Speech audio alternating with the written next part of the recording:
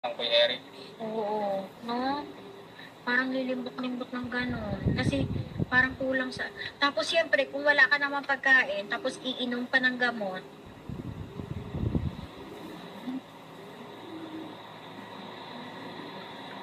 kaya sabi mo kay Madam Johnson, Pwede naman next week. Ano ba ngayon? Sunday. kasi po, Kaya Friday, gano'n. Friday, puntahan natin Friday. Friday, pwede. Kasi andyan yung mga doktor niya. Wag lang linggo kasi kung baga linggo off din nila yun eh. Kasi kung antayin pa natin para makabawi ang katawan niya.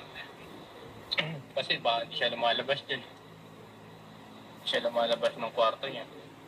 Tapos pag tinawag na kakain, mamaya ayaw niyang kumain. Pababayaan na lang No, na syempre. hindi kumain. Baka hindi Siya. nalilipasan ng Yung side effect ng gamot. Kahit na ibang gamot na side effect. Bumaba nga dosage siya ngayon kaysa dati eh. Oo. Same gamot pa rin iniinom niya eh. Mhm. Kaya naman nabago sa gamot, dosage lang. Hindi dala-dalaw eh. Samantala nung dati, Hindi siguro siya nakakain ng mountain rice. yung pag kumakain kasi siya sa bahay, nagabundok yung plato niya eh. Oo.